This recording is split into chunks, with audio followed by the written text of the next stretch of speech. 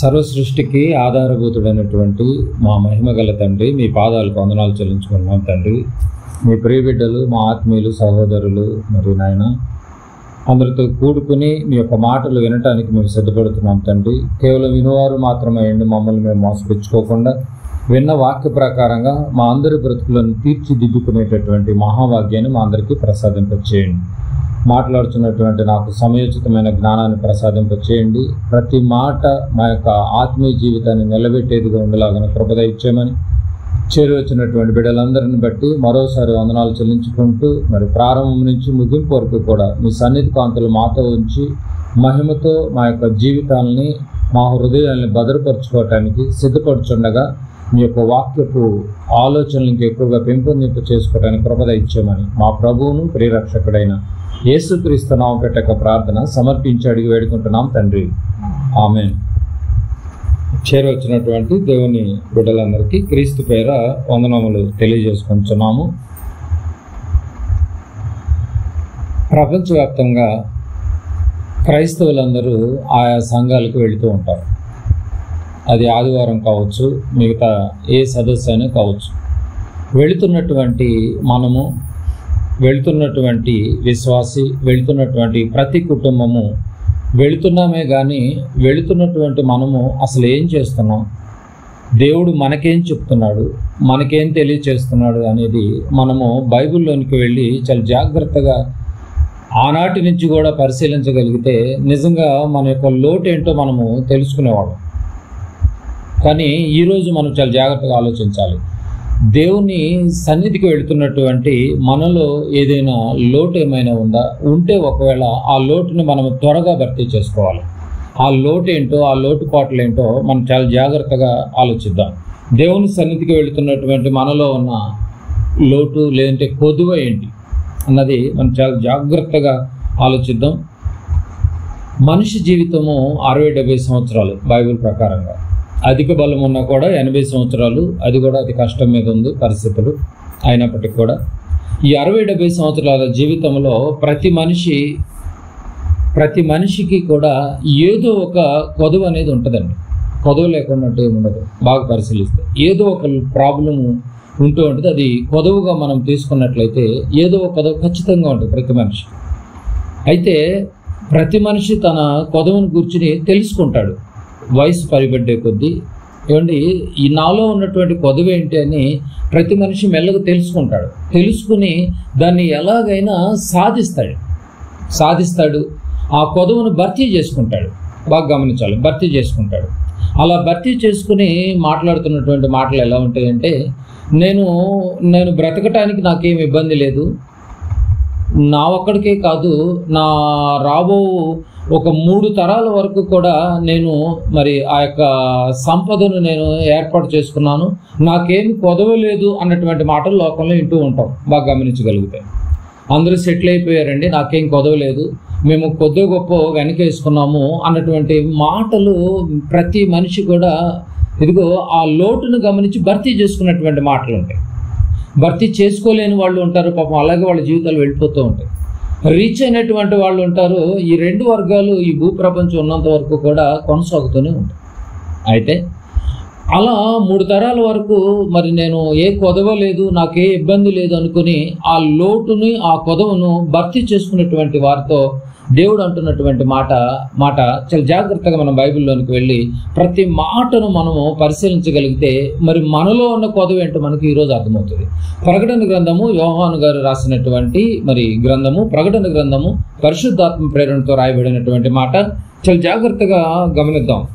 ధనాన్ని బాగా సంపాదించుకున్నటువంటి వాడు నాకేమి కొదవలేదు, 2-3 తరాల వరకు నేను సంపాదించుకున్నాను, గర్భాను పుట్టినటువంటి పిల్లలు కష్టపడాల్సినటువంటి అవసరం లేదు, కూర్చుని తిన్నా సరిపోతుంది అన్నటువంటి ఆలోచనే మాటలు వినిపిస్తూ ఉన్నాయి. అయితే మరి బైబిల్ ఏం చెప్తుందో, బైబిల్ తగ్గట్టుగా మన బ్రతుకులు ఉన్నాయో లేదో అనేది మనం చాలా జాగ్రత్తగా మనం పరిశీలించాలి. మరి ప్రకటన గ్రంథము 3వ అధ్యాయము 17వ వచనాన్ని ఒకసారి మనం పరిశీలిద్దాం. 17వ వచనం, ప్రకటన గ్రంథము 3వ అధ్యాయము 17వ వచనం ఏమంటుంది బైబిల్ ఇక్కడ?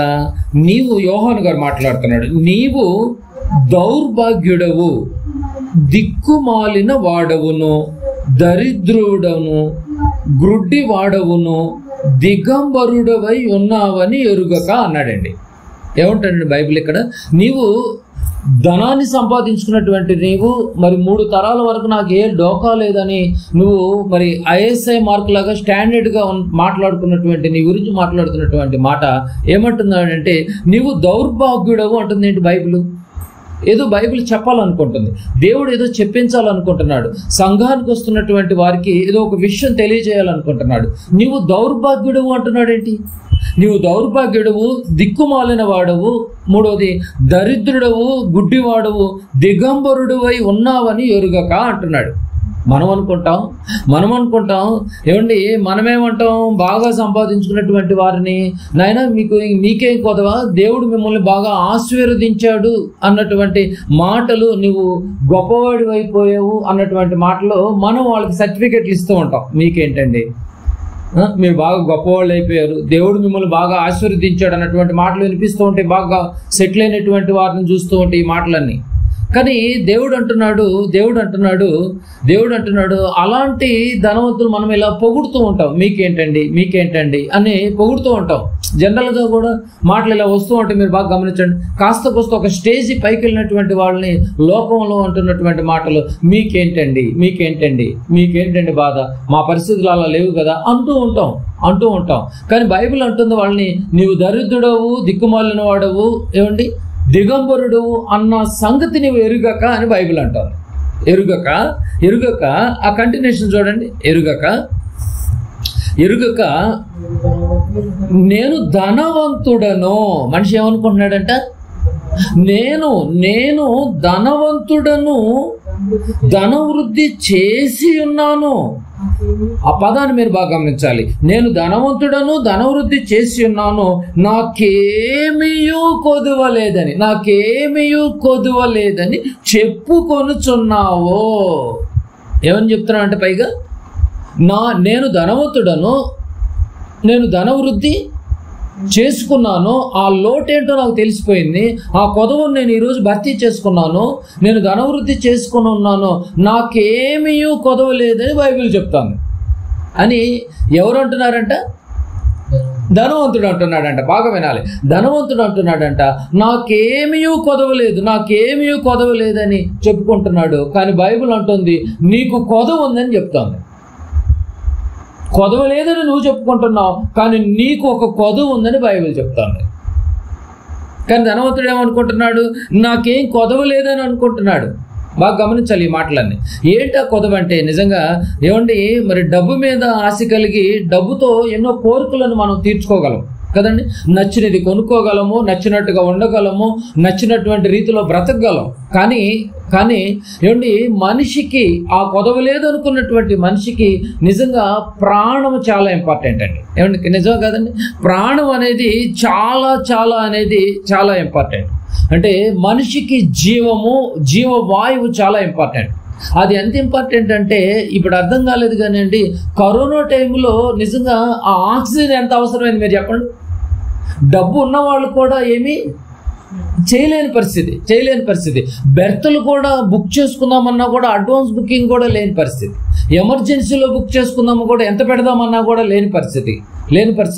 ఇదిగో బాగా గమనించాలి. ధనవంతుడు అంటున్నాడు నాకేమీ కొదువ లేదు, నేను ఒక 3 తరాలకు నేను సెటిల్ చేసేసుకున్నాను, ధనవృద్ధి చేసుకొని ఉన్నాను గనుక నాకు ఏమీ కొదువ లేదని అంటున్నాడు. కానీ నీకు ఒక కొదువ ఉందని బైబిల్ చెప్తాను. నీకు కొదవ ఉంది. ఏంటా కొదవ అంటే ఇదిగో ఏంటా కొదవ అంటే ఇదిగో చెప్తున్నాడు చూడండి. అపోస్తల కార్యములు ఏమండి, ఈ ధనవంతులకు ఉన్నటువంటి ధనవృద్ధి చేసుకున్నటువంటి డబ్బు అన్ని విషయాల్లో నిన్ను దరిచేర్చలేదు. ఈ పాయింట్ మీరు క్యాచ్ చేయాలి. అన్ని విషయాల్లో నిన్ను రీచ్ చేయలేదు చెప్తున్నాడు చూడండి. అపోస్తల కార్యములు 17వ అధ్యాయము. అపోస్తల కార్యములు 17వ అధ్యాయము 25వ వచనం చదువుకుందాం. 25వ వచనం. ఆయన అనగా తండ్రి అయినటువంటి దేవుడు అందరికీ జీవమును ఊపిరిని అని చూడండి. జీవమును ఊపిరిని సమస్తమును దయచేయువాడు గనుక. జీవమును ఊపిరిని సమస్తమును దయచేయువాడు. ఏమండి, ఆరోగ్యం ప్రాణం ఈ రెండు విలువైనవి కాదో మీరు చెప్పాలి. ఏమండి, ఆరోగ్యము ప్రాణము ఈ రెండు విలువైనవే మన జీవితంలో. కానీ ఈ రెండిటిని దయచేస్తుంది ఎవరంట? దేవుడు. దేవుడు. కానీ ధనవంతుడు అనుకుంటున్నాడంట, నేను ధనవృద్ధి చేసుకొని ఉన్నాను, నాకు ఏ డోకా లేదు అని అనుకుంటున్నాడు. మరి అయితే నీకు ఆరోగ్యం ఇచ్చింది ఎవరు? నీకు ప్రాణాన్ని ఇచ్చింది ఎవరు? నీ ప్రాణవాయువుని ఇచ్చింది ఎవరు? నేను కదా. సమస్తమును దయచేసింది నేను కదా అని అంటున్నాడు. మీరు బాగా గమనించండి పాయింట్. నేనే నీకు ప్రాణం ఇవ్వకపోతే, నేనే ఈ జీవవాయువును నేను ఇవ్వకపోతే నువ్వు ఎలా బ్రతికేవాడివి? అందరికీ నీ సమస్తమును దయచేసినటువంటి దేవుడు నీకు ఊపిరిని జీవమును దయచేసింది నేను. నేను నేను నీ డబ్బుతో నువ్వు ఏదైనా కొనగలవేమో, ఊపిరిని కొనగలవా? నీ కొదువును గమనించి నువ్వు అన్నిటినీ నువ్వు ఫిల్ఫిల్ చేయగలవేమో, ఆ కొదువును నువ్వు రెక్టిఫై చేసుకుని సాధించగలవేమో. జీవాన్ని కొనగలవా? ప్రాణాన్ని కొనగలవా? ఆరోగ్యాన్ని కొనగలవా? దేవుడు అడుగుతున్నాడండి. ఏదో కొదువు ఉంది అయితే, అంటే ధనవంతుడికి కూడా ఏముంది? ఏ కొదవ లేదని ధనవంతుడు అనుకుంటున్నాడు. కానీ దేవుడు అంటున్నాడు, నీకు ఒకటి కొదువు ఉంది నాయనా, నీకు ఆరోగ్యాన్ని ప్రాణాన్ని జీవవాయుని దయచేసేది నేనన్న సంగతి నువ్వు మర్చిపోయావు కదా అని నిజంగా గుర్తు చేస్తున్నాడండి. అంటే దేవుని వాక్యం వింటున్నటువంటి మనలో ఏదైనా కొదువు ఉందో మనం పరిశీలించాలి. ధనవంతుడు పరిశీలించలేకపోతున్నాడు. మరి దేవుని వాక్యం వింటున్నటువంటి మనలో ఏదైనా కొదువు ఉందా? మరి కొదువు ఉందా? జీవాన్ని ఊపిరిని దయచేసినటువంటి ఆయన గుర్తు చేస్తున్నాడు. నీకు కొదువు ఉందని నువ్వు గమనించాలి. విర్రవీగి తత్వాన్ని నువ్వు తీసివేయాలంటున్నాడు. ఒకవేళ నాకు ఏ కొదవ లేదు, నేను ధనవృద్ధి చేసుకున్నాను నువ్వు అనుకుంటే నువ్వు దిక్కుమాలిన వాడివి, దరిద్రుడివి, దిగంబరుడివి అని బైబిల్ ఎంత చక్కగా చెప్తుందో చూడండి. వచ్చాడండి ఒక ధనవంతుడు పరిగెత్తుకుని వచ్చాడు. మత్తయి సువార్త బాగా గమనించాలి, చాలా జాగ్రత్తగా మనం వినాలి. మత్తయి సువార్త 19వ అధ్యాయం. మత్తయి సువార్త 19వ అధ్యాయము. సంఘానికి వెళుతున్నటువంటి మనకి, వాక్యాన్ని వింటున్నటువంటి మనకి, మనలో ఉన్న కొదవేంటో ఈరోజు మనం పరిశీలించాలి. మత్తయి సువార్త 19వ అధ్యాయము 16 నుంచి కొన్ని వచనాలు మనం పరిశీలిద్దాం. 16 నుంచి నేను చదువుతాను. 16 నుంచి. ఇదిగో ఒకడు ఆయన ఎద్దుకు వచ్చి, బోధకుడా, నిత్య జీవం పొందుటకు నేను ఏ మంచి కార్యము చేయవాలనని ఆయనను అడిగాను. నిత్య జీవన పొందటానికి నేను ఏ మంచి కార్యం చేయవాలనని ఆయనను అడిగాను. అందుకు ఆయన, మంచి కార్యమును నన్నెందుకు అడుగుచున్నావు? మంచివాడు ఒక్కడే, నీవు నిత్య జీవములో ప్రవేశింపగోరిన ఎడల ఆజ్ఞలను గైకొనమని చెప్పాను. అతడు ఏ ఆజ్ఞలను ఆయన అడగగా 18వ వచనం, యేసు, నరహత్య చేయవద్దు, వ్యభిచరింపవద్దు, దొంగిలవద్దు, అబద్ధ సాక్ష్యము పలకవద్దు, తల్లిదండ్రులను సన్మానింపుము, నిన్ను వలె నీ పొరుగువారిని ప్రేమింపవలెను అను నవివే అని చెప్పాను. అందుకు ఆ యవనుడు, ఇవన్నీ అనుసరించుతూనే ఉన్నాను, ఇకను నాకు కొదవ ఏమని అడిగాను. పదం మీరు బాగా గమనించాలి. ధనవంతుడు అడుగుతున్నాడు, నాకు కొదవేంటి అని అడుగుతున్నాడండి. నాకు కొదవేంటి? ఇవన్నీ నేను అనుసరిస్తున్నాను, నాకు ఇంకేం కొదవ, నాకు నిత్య జీవుడు ఇవ్వటానికి అని అడుగుతున్నాడు. పరిగెత్తుకుని వచ్చాడు, పైగా ధనవంతుడిని. అంటే ధనవంతుడు అడుగుతున్నాడు, నాకు ఇంకేం కొదవ, నాకేమీ లేదు, అన్ని కొదవేమి లేదు, ఏదంటే చెప్పండి అంటున్నాడు. అప్పుడు ప్రభులు వారు అంటున్నాడు నిజంగా 21లో పైన అడిగాడు, ఇకను నాకు కొదవ ఏమని ఆయన అడిగింది ఎవరు? ధనవంతుడు. ఎవరిని అడిగాడు? ప్రభులు వారిని అడిగాడు. ఇప్పుడు ప్రభులు వారు అంటున్నాడు, నీకేంటి నాయన ధనవంతుడు, ధనవృద్ధి చేసుకున్నావు అనాలి. కానీ ప్రభులు వారు అంటున్నాడు, నీకు ఒకటి కొదవ ఉంది నాయన. ధనవంతుడికి కూడా కొదవ ఒకటి ఉంది. ఏంటా కొదవ? 21. అందుకే యేసు, నీవు పరిపూర్ణుడగుటకు కోరిన ఎడల, నువ్వు ఇంకా పరిపూర్ణతలోనికి నువ్వు వెళ్ళాలా, ఇంకా సెంట్కి 100% నువ్వు పరిపూర్ణత అవ్వాలా, కోరిన ఎడల పోయి నీ ఆస్తిని అమ్మి బేదలకిమ్మో అన్నాడు. చూడండి, అమ్మి బేదలకిమ్మో, అప్పుడు పరలోకమందు నీకు ధనము కలుగును, నీవు వచ్చి నన్ను వెంబడించమని అతనితో చెప్పాను. నీవు వచ్చి నన్ను వెంబడించమని చెప్పాను. నీకున్నటువంటి ధనాన్ని పంచిపెట్టమంటున్నాడు బేదలకి. ఏమండి, నీకున్నటువంటి ధనాన్ని పేదలకు పంచిపెట్టమంటున్నాడు. డబ్బును సంపాదించుకునేవాడు నాకే కొదవ లేదు అని అనుకుంటున్నాడు, కానీ డబ్బు సంపాదించే వాడికి కూడా కొదవ ఉందన్నమాట. కొదవ ఉందని చెప్తున్నాడు చూడండి. అంటే దేవుని కలిగిన వారమైనటువంటి మనము ఒకవేళ సంపాదన కలిగిన వారం అయితే మనం ఖచ్చితంగా కొన్ని విషయాలు మనం తెలుసుకుని ఉండాలి. కొన్ని విషయాలు తెలుసుకుని ఉండాలి. కొదవ తీర్చుకోగలగాలి. మందిరానికి వెళ్తున్నటువంటి మన ధనవంతుడు అడుగుతున్నాడు, నేను ఈ ఆజ్ఞలన్నీ నేను పాటిస్తున్నాను, నాకేదైనా కొదవ ఉందేమో చెప్పండి అని అంటున్నాడు. మనం కూడా మన యొక్క దైనందిన జీవితంలో క్రీస్తును నమ్ముకున్న తర్వాత, మనం కూడా మందిరానికి వెళుతున్న తర్వాత, దేవుని నమ్ముకున్న తర్వాత, క్రీస్తు రక్తంలో కడగబడ్డ తర్వాత, పాపాన్ని కడుక్కున్న తర్వాత, బాప్తిజం తీసుకున్న తర్వాత నాలో ఉన్న కొదవేంటని ఏ రోజు అని అడిగామా? ఒక ధనవంతుడు అడిగాడండి ధనవంతుడు, నాకేం కొదవ, నాకు పరలోకం ఇవ్వు అని అంటున్నాడు. పరలోకం దాకా ఆలోచన చేశాడు. 22వ వచనం, 21వ వచనం, అందుకే యేసు అని చెప్పాడు. అతను 22వ వచనం, అయితే ఆ యవనుడు మిగుల ఆస్తి గలవాడు గనుక. ఎలా ఉందంటే ఆస్తి అనుకున్న దానికన్నా ఎక్కువ ఉంది. మిగుల ఆస్తి గలవాడు గనుక ఆ మాట విని వ్యసనపడుచు వెళ్ళిపోయాను అంటే ఆ ధనవంతుడు ఆ కొదువును తీర్చుకోలేక వ్యసనపడుతూ వెళ్ళిపోయినట్టు కనపడుతుంది మనకి. వ్యసనపడుతూ వెళ్ళిపోయాడంట. కానీ ఈ రోజు మనం దేవుని దగ్గరికి వచ్చినటువంటి మనము ఏ కొదువు ఉందని ఏ రోజు అని అడిగామా? ధనవంతుడు అడిగాడు, నాకున్న కొదువేంటి? ధనవంతుడు అడిగాడండి, మిగులు ఆస్తి కలవాడు అడిగాడు, ఇదిగో నాకున్న కొదవేంటి, నేను అన్నిటినీ ఫుల్ఫిల్ చేశాను, ఇంకా నువ్వు పరిపూర్ణతలోనికి వెళ్ళాలనుకుంటే మాత్రము ఇదిగో ఈ యొక్క ధనాన్ని నువ్వు పేదలకు ఇవ్వాలనుకుంటే వ్యసన పట్టుకు వెళ్ళిపోయాడండి. మరి మందిరానికి వెళుతున్నటువంటి మనము, దేవుని సన్నిధికి వచ్చినటువంటి మనము, మనకున్నటువంటి కొదవేంటని ఏ రోజైనా సంఘానికి వెళుతున్నటువంటి మనము ప్రశ్నించుకున్నామా? మత్తయి సువార్త బాగా గమనిద్దాం. మత్తయి సువార్త 5వ అధ్యాయము, 5వ అధ్యాయము 48వ వచనం. వ్యసన పడుతూ వెళ్ళిపోయాడండి. అందుకే నువ్వు దిక్కుమాలిన వాడవు, దరిద్రుడు అని ఒట్టిగా అనలేదండి బాబు. 5వ అధ్యాయము 48వ వచనం. ఏమంటే 5వ అధ్యాయం ప్రారంభం నుంచి చెప్పాడు. ఇవన్నీ విషయాలు మీకు తెలుసు. 5వ అధ్యాయం మొట్టమొదటి ప్రసంగం ప్రభుల వారిది. ప్రారంభం నుంచి 1వ వచనం నుంచి మొత్తం మీరు చదువుకుంటూ వచ్చేసి 48వ వచనంలో చూడండి ఏం చెప్పాడు. అధ్యాయం మొత్తం మీరు చదువుకున్న తర్వాత 48లో ఒక మంచి మాట చెప్తున్నాడు చూడండి. ఏమంటున్నాడు? మీ పరలోకపు తండ్రి పరిపూర్ణుడు గనుక. ఏమిటి, ధనవంతుడు పరిపూర్ణతలోనికి రావాలని అడిగితే నువ్వు పరిపూర్ణుడు కావాలని కోరుకుంటున్నావా అని అంటే వ్యసన పడుతూ వెళ్ళిపోయాడు. తండ్రి పరిపూర్ణుడైనప్పుడు, కుమారుడు పరిపూర్ణుడైనప్పుడు, ఇదిగో మీ తండ్రి పరలోకపు తండ్రి పరిపూర్ణుడు కనుక మీరును పరిపూర్ణులుగా ఉండెదరు. అంటే పరిపూర్ణులు అవ్వాలి అంటే ప్రభువు చెప్పినటువంటి మాటను మనం ఫుల్ఫిల్ చేయాలి, లేకపోతే మనం వెళ్ళలేమండి.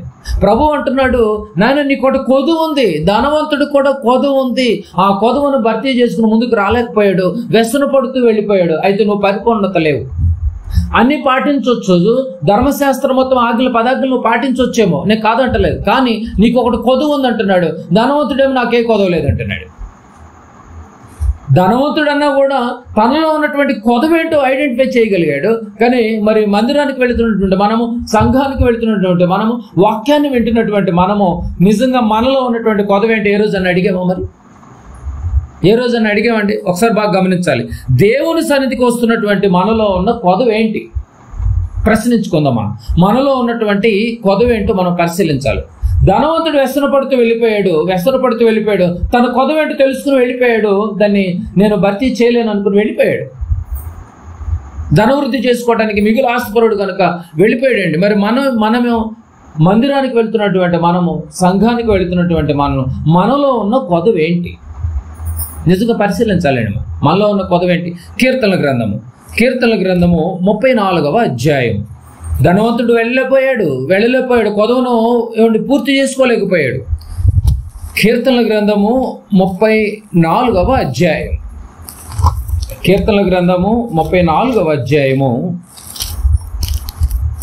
బాగా పరిశీలించాలి మనము. కీర్తనల గ్రంథము 34వ అధ్యాయము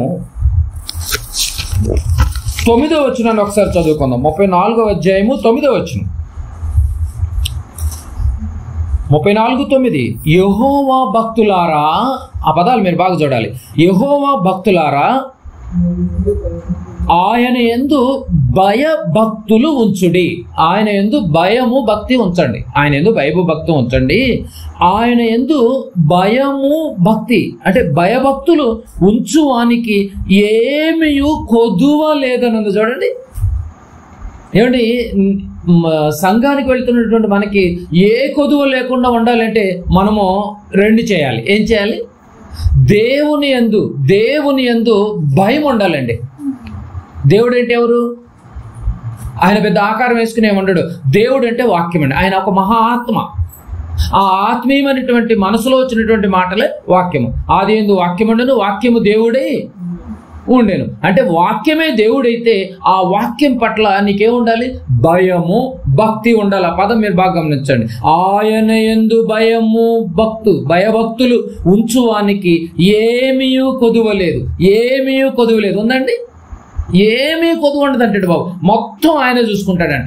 ఏమీ కొదువు ఉండదంట. కానీ నువ్వు రెండు చేయాలి. భయం ఉండాలి, భక్తి ఉండాలి. వాక్యం పట్ల భయం ఉండాలి. నేను ప్రతిరోజు వాక్యాన్ని చదువుకోవాలి, ఆ వాక్య ప్రకారంగా నేను బ్రతకాలన్న భయమే నీలో లేకపోతే నీకు అన్ని కొదవలే. నేను బైబిల్ ఎప్పుడు తీసుకోదండి. మాట అంటే మాటే ఉంటుంది. ఏది కొదవలేదు. కానీ నువ్వు ఆ భయము భక్తి లేకుండా నాకు కొదవలేదు అంటే ఎట్లా? నాకు ఏది కొదవలేదు. పదవచనం సింహపు పిల్లలు లేమి గలవై ఆకలి గొనును. సింహపు పిల్లల కన్నా ఒకరోజు ఆకలిస్తుందంట. ఆకలి గొనును యెహోవాను ఆశ్రయించు వానికి ఏ మేలు కొదవయ్యి ఉండదు. ఏమంటే 10వ వచనం ఒక్కటే నువ్వు చదువుకున్నావు అనుకో, ఆయన ఆశ్రయించువానికి ఏ మేలు కొదవై ఉండదంటే ఈ వచనం బాగానే ఉంది. కానీ పైన కండిషన్ పెట్టాడు 9వ వచనంలో. ఏంటా కండిషను? ఆయన యందు భయము భక్తి కలిగి ఉంటేనే ఏ కొదవ ఉండదు. అలా భయము భక్తి కలిగి ఆయన సన్నిధిలో నువ్వు ఎదుగుతూ ఉంటే ఆయనకు సన్నిధిని నువ్వు ఆశ్రయిస్తూ ఉంటే అప్పుడు నీకు ఏ మేలును ఆశ్రయించువానికి ఏ మేలు కొదవయ్యి ఉండదు అన్నది చూడండి. బాగా గమనించాలి. ఏ మేలు కొదవై ఉండదంట. ఏది చేయకుండా ఉండలేడంట. ఏమండి, యెహోవాను ఆశ్రయించిన వ్యక్తి, యెహోవా యందు భయభక్తులు కలిగినటువంటి వ్యక్తి ఒక ఆయన ఉన్నాడు, భక్తుడు. ఆ భక్తుడిని ఒకసారి చూద్దాం. ఆ భక్తుడు రాసినటువంటి మాటలే ఒక వచనాలు కొన్ని చూద్దాం. ఏమంటున్నాడు? యెహోవా యందు భయభక్తులు కలిగినటువంటి వారికి ఏ కొదవ లేదు. ఏమండి, సింహ పిల్లలన్న ఆకలి గొలి ఉంటే ఏమో, కానీ ఆయన ఆశ్రయించినటువంటి వారికి ఏ మేలు చేయకుండా కొదవ ఉండదని చెప్పి ఒక భక్తుడు మాట్లాడుతున్నాడు. నిజంగా రాసినటువంటి భక్తుడిని ఒకసారి చూద్దాం. నిజమేనా అవి ఒకసారి చూద్దాం. 23వ అధ్యాయం. నిజంగా బైబిల్ని ఆశ్రయించాలండి. దేవుణ్ణి ఆశ్రయించాలి, వాక్యాన్ని ఆశ్రయించాలి. దేవుడి పట్ల భయము భక్తి కలిగి ఉంటే నిజంగా ఏ కొదవ ఉండదు మీకు. బాగా గమనించాలి. 23వ అధ్యాయం కీర్తనల గ్రంథము. నిజంగా దావీదు గారు, భక్తుడైనటువంటి దావీదు గారు మాట్లాడుతున్నటువంటి మాటలు మీరు పరిశీలించాలి. వాక్యం ఎంత గొప్పది. వాక్యం దగ్గరికి ఎవరు రారు. 23వ అధ్యాయం 1వ వచనం. యెహోవా నా కాపరి, నాకు ఏమీ కలగదు. నాకు ఏం కలగదు. పదం అర్థమవుతుందండి. యెహోవా నా కాపరి, నాకు లేమీ కలుగదు అంటే అన్ని నాకేం కొదువేమి లేదని. నాకేం కొదువేం లేదు నాయన, అన్ని కలిగి ఉన్నాను. దేవుని సంధిలో భయభక్తులు కలిగి జీవించిన వాడు మాట్లాడుతున్నటువంటి మాటలు. నాకు ఎందుకు ఏమీ కొదువ లేదో తెలుసా? నేను దేవుని యందు భయభక్తులు కలిగి ఉన్నాను కనుక నాకేమీ. భక్తుడు మాట్లాడుతున్నాడు చూడు, నాకేమీ కొదువ లేదు అంటున్నాడు. ఎందుకు నాకు కొదువ లేదో తెలుసా? నేను యెహోవాను ఆశ్రయించాను కనుక. నాకు ఎందుకు ఏమీ కొలుగు లేదో తెలుసా? నేను యెహోవా యందు భక్తుడుగా ఉన్నాను కనుక. నేను యెహోవా పట్ల భయం కలిగి ఉన్నాను కనుక నాకు ఏమీ కొదువలేదు అని తన జీవితం గురించి మాట్లాడుతున్నాడండి. ఇప్పుడు ఏమని మాట్లాడుతున్నాడు చూడండి. 2వ వచనం. పచ్చిక గల చోట్ల ఆయన నన్ను పరుండు చేయిస్తున్నాడు. అబ్బా, ఏం కొదువు లేదని ఎన్ని మాటలు చెప్తున్నాడు. జీవితం గురించి ముందు పెట్టి మాట్లాడుతున్నాడు. నా జీవితాన్ని మీరు పరిశీలించండి ఒక్కసారి. ఇదిగో నేను భక్తి జీవితంలో నేను ఎలా ఉన్నానో, ఎలా రాణిస్తున్నానో మీరు బాగా పరిశీలించాలి. దేవుడి పట్ల నేను భయము భక్తులు కలిగి ఉన్నాను కనుక నాకు ఏమీ లేదు. ఇదిగో నేను పచ్చిక గల చోట్ల ఆయన నన్ను పరుండు చేస్తున్నాడు. అది మేలు కదా నాకు. పచ్చిక గల చోట్ల నన్ను పరుండి చేయించున్నాడు. శాంతికరమైన జలముల యొద్ద ఆయన నన్ను నడిపించుచున్నాడు. నన్ను నడిపించేది ఆయన. ఎప్పుడు శాంతికరమైనటువంటి జలములే ఉంటాయి నాకు. ఆయన నన్ను నడిపించుచున్నాడు. 3వ వచనం, నా ప్రాణమునకు ఆయన సేద తీర్చుచున్నాడు. ఏమండి, దావీదు గారు మామూలు వ్యక్తి అండి? ఆయన రాజు, ధనవంతుడు. అంత ధనవంతుడైనటువంటి ఆయన ధనం గురించి మాట్లాడతలేదు. దేని గురించి మాట్లాడుతున్నాడు? జీవితం గురించి మాట్లాడుతున్నాడే. అర్థమవుతుందండి? ధనం గురించి మాట్లాడతలేదు, జీవితం గురించి మాట్లాడుతున్నాడు. ఏంటి ఆ జీవితము? నాకేం కొదవలేదు, నా ప్రాణం గురించి మాట్లాడుతున్నాడండి. జీవితం, నా ప్రాణమునకు ఆయన సేద తీర్చుచున్నాడు. తన నామమును బట్టి నీతి మార్గములలో నడిపించుచున్నాడు. గాఢాంధకారము లోయలో నేను సంచరించినను, ఏ అపాయమునకు భయపడను. దేవుని ఆశ్రయించాడు గనుక, దేవుడు ఎందుకు భయభక్తులు కలిగి ఉన్నాడు గనుక, అందుకే నాకు ఏమీ లేదు, నాకే కొదవ లేదు. ఏంటండి నా కాన్ఫిడెంట్? ఏంటండి మీరు బాగా పరిశీలించండి. నాకు ధనం ఉంది కనుక నాకేం కొదవ లేదు అంటలేదు. కానీ ప్రకటన గ్రంథంలో ధనవంతుడు ఏం మాట్లాడుతున్నాడు? నేను ధన వృద్ధి చేసుకొని ఉన్నాను, నేను ధనాన్ని కలిగి ఉన్నాను కనుక నాకేం కొదవ లేదు అంటున్నాడు. కానీ భక్తుడైనటువంటి దావీదు గారు ఏమంటున్నాడు? నేను యెహోవా యందు భయభక్తులు కలిగి ఉన్నాను కనుక నాకు ఏమీ. ఆ వేరియేషన్ మీకు అర్థం కావాలి. ఎన్ని మాటలు మాట్లాడు. నేను శాంతికరమైన జలముల్లో, అగాధ జలముల్లో నేను సంచరించినాను, ఏ అపాయమునకు నేను. నువ్వు భయపడుతున్నావంటే, నువ్వు టెన్షన్ పడుతున్నావంటే ఆయన కలిగి ఉన్నా కూడా నువ్వు ఆయనలో భయభక్తులు కలిగి లేవన్నమాట. ప్రతి దానికి నువ్వు ఉడికిపోతున్నావు, టెన్షన్ పడిపోతున్నావు అంటే మాత్రం అయితే నువ్వు భక్తి జీవితంలో బలహీనంగా ఉన్నావు. ఎందుకు టెన్షన్? ఎందుకు? ఆయన అంటున్నాడు 4వ వచనం, గాఢాంధకారపు లోయలో నేను సంచరించినాను, ఏ అపాయము, ఏ టెన్షన్ వచ్చినా కూడా నేను భయపడను. నీవు నాకు తోడై ఉన్నావు, నీవు నాకు తోడై ఉందువు, నీ దుడ్డు కర్రయు నీ దండమును నన్ను ఆదరించును. ఏంటండి భక్తి జీవితంలో ఎలా మాట్లాడుతున్నాడు? తన జీవితం గురించి మాట్లాడుతున్నాడు. ఒక ధనవంతుడు ధనం ప్రస్తావన ఎత్తట్లేదు. మీకు ఇక్కడ పాయింట్ క్యాచ్ చేయాలి. మీరు ఇక్కడ నువ్వున్నావు కనుక నాకేమి లేదు, నువ్వున్నావు కనుక నాకు ఏ భయం లేదు, నువ్వున్నావు కనుక నాకు ప్రాణ భయం లేదు, నువ్వున్నావు కనుక నేను ఎలాంటి చీకటి అగాధ జలముల్లో సంచరించినాను, నేను ఏ టెన్షన్ కూడా నాకు లేదు నాయన. నువ్వున్నావు కనుక, కేవలం నువ్వున్నావు కనుక. 5వ వచనం, నా శత్రువుల ఎదుట నీవు నాకు భోజనము సిద్ధపరచుచున్నావు. యెహోవాను ఆశ్రయించిన వారు, భయభక్తులు కలిగినటువంటి వారి యొక్క ఆలోచన తన జీవితం గురించి మాట్లాడతారండి. నీవు నా శత్రువుల ఎదుట నువ్వు నాకు భోజనం సిద్ధపరుచున్నావు, నూనెతో నా తల అంటి ఉన్నావు, నా గిన్నె నిండి పొర్లుచున్నది. డబ్బు ఉంది నాకు, విస్తారమైనటువంటి నాకు ధనం ఉంది, నాకేం కొదవలేదు అంటలేదు. ఎవరు? దావీదు గారు. నాకెవరున్నారు? నా వెనక ఎవరున్నారు? నా ముందు ఎవరున్నారు? మొత్తము నా ముందు, నా వెనక మొత్తము ఆవరించింది ఆయనే అంటాడండి ఈ కీర్తనలోనే. నిజంగా ఎంత ధైర్యం అండి. నిజంగా ఆ మాటలు మీకు అర్థం కావాలి. మరి ప్రకటన గ్రంథం 3:17లో ఉన్నటువంటి ధనవంతుడు మాట్లాడలే ఎలా ఉన్నాయి? ఈయన ధనవంతుడే. ఈ ధనవంతుడైనటువంటి రాజు అయినటువంటి దావీదు గారి మాటలు ఎలా ఉన్నాయి? ప్రకటన గ్రంథం 3:17లో మాటలు ఎలా ఉన్నాయి? ప్రకటన గ్రంథం 3:17లో మాటలు ఎలా ఉన్నాయి? నేను ధనవంతుడను, ధనవృద్ధి చేసుకొని ఉన్నాను, నాకు చాలా ఉంది ధనం అంటున్నాడు. కానీ దావీదు గారు ధనం ప్రస్తావన ఎత్తట్లేదు. ఏమెత్తుతున్నాడు? భక్తి జీవితాన్ని ముందు పెడుతున్నాడు, తన యొక్క జీవిత యాత్రలను ముందు పెడుతున్నాడు. పదాలు మీకు బాగా గమనించాలి. నిజంగా నీకే కొదవ లేకుండా ఉండాలి అంటే నీకు భక్తి జీవితంలో నువ్వు భయము భక్తి కలిగి ఉండాలి, ఆయన ఆశ్రయిస్తూ ఉండాలి. అది ఏ టెన్షన్ అయినా కూడా నువ్వు టెన్షన్ పడాల్సిన పనే లేదు. ఎందుకంటే భక్తుడు మాట్లాడుతున్నటువంటి మాటలండి. భక్తుడు మాట్లాడుతున్నాడు. 23వ అధ్యాయం మరొకసారి 6వ వచనం 23:6 చూడండి. నేను బ్రతుకు దినములన్నీయు క్షేమకరములే, కృపాక్షేమములే నా వెంట వచ్చును. నేను బ్రతికినంత కాలం నాకు నీ కృపాక్షేమములే నా వెంట. భక్తుడు మాట్లాడుతున్నాడు చూడండి. ఈరోజు మనకి ఎంత ఈ స్టేజ్లో ఉందండి మన భక్తి.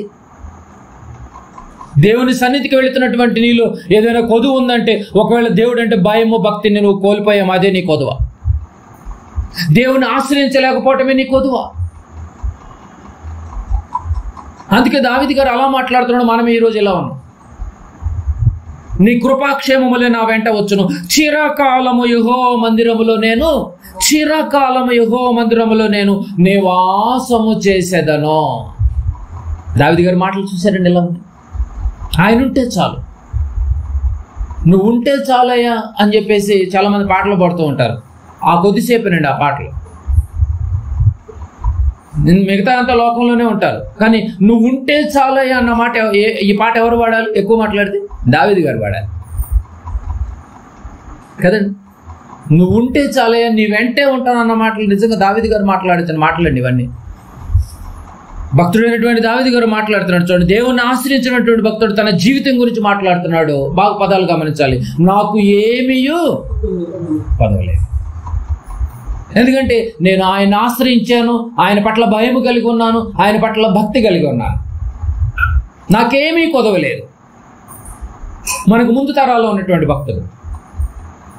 మరి ధనవంతుడు మాట్లాడుతున్నాడు, జీవితం గురించి ఎత్తట్లేదు ధనవంతుడు ప్రకటన గ్రంథంలో కదండి. నేను ధనవృద్ధి చేసుకుని ఉన్నాను, నాకేమీ కొదవలేదని ఆయన అంటున్నాడు. ఆ ధనవంతుడికేమో నువ్వు దరిద్రుడవు, దిక్కుమాలిన వాడవు, దిగంబరుడు అంటున్నాడు. దావీదు గారేమో బ్రతుకును ముందు పెట్టాడు. బ్రతుకును ముందు, నా బ్రతుకు ఎలా ఉందంటే, నా ప్రాణం ఈరోజు క్షేమకరంగా ఉందంటే, నేను ఊపిరి కలిగి ఉన్నానంటే, నువ్విచ్చిన జీవము నాయనా, నువ్విచ్చిన సమస్తాన్ని బట్టి నేను బ్రతుకుతున్నాను. శాంతికరమైన జలముల్లో నన్ను పరుండు చేస్తున్నావు, పచ్చిగల చోట్ల నువ్వు నడిపించుచున్నావు కదా. టెన్షన్ లేకుండా ఉన్నాడు. రాజే అంత టెన్షన్లో ఉండి కూడా దేవునిలో ఉన్నటువంటి వాళ్ళు ఏ టెన్షన్ లేకుండా ఉంటారు. నాకేం కొదవలేదు అంటున్నాడు కదండి. నాకేం కొదవలేదు.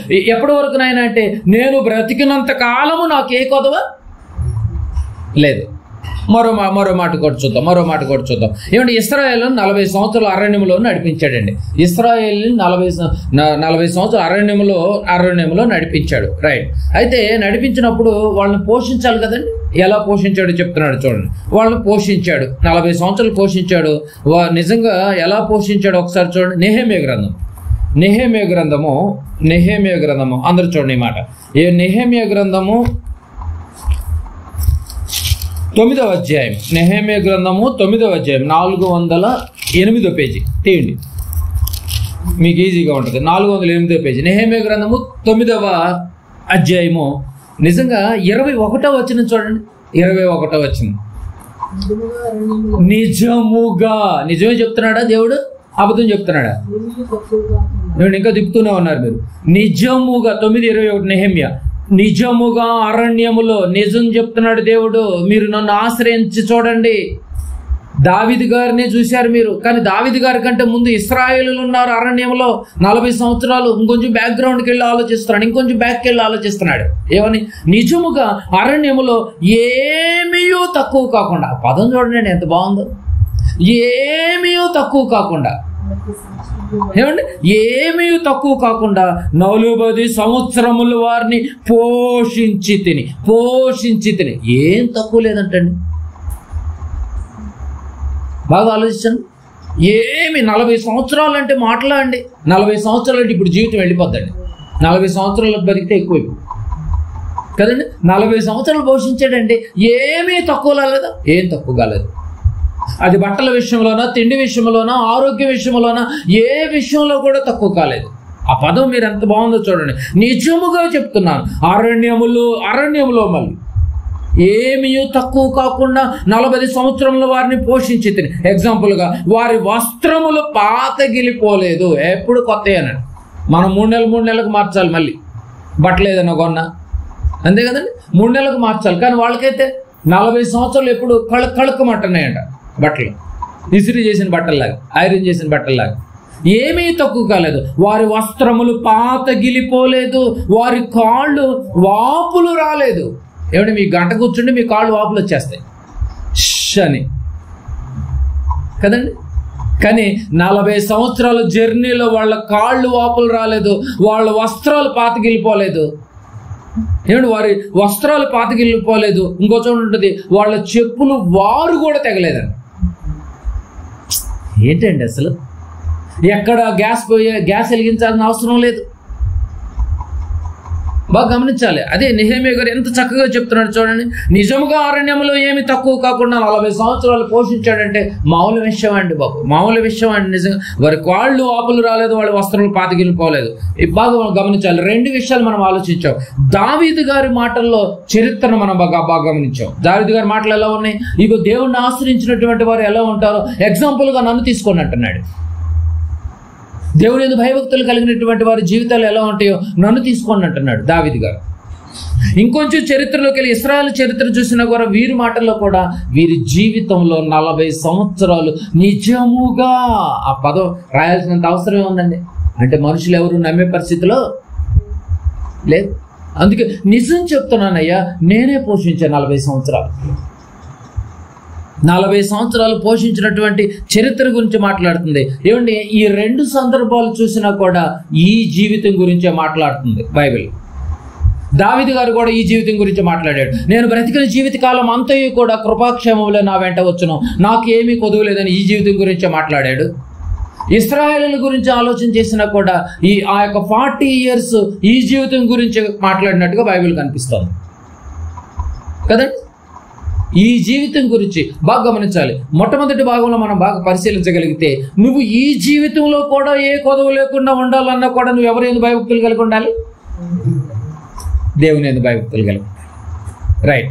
ఇక క్రొత్త నిబంధనలోకి వచ్చిన తర్వాత నిజంగా అండి, ఇప్పుడు చరిత్రలో 2 సందర్భాలు మనం గమనించాం. ఇశ్రాయేలును చూసినా కూడా ఏ కొదవ లేదు దేవుణ్ణి ఆశ్రయించిన వారికి. అలాగే దావీదు గారిని చూసినా కూడా ఏ కొదవ లేదు కదండి, ఏ కొదవ లేదు. ఇప్పుడు మరి సంఘానికి వెళుతున్నటువంటి మనలో ఉన్నటువంటి కొదవ ఏదైనా ఉందో నిజంగా క్రొత్త నిబంధనలోకి వెళ్ళి మనం బాగా పరిశీలించాలి. వెళదాం, మన బైబిల్లోనికి వెళ్ళిపోదాం. ఇప్పుడు మనము ఏ కాలంలో ఉన్నాం? మనం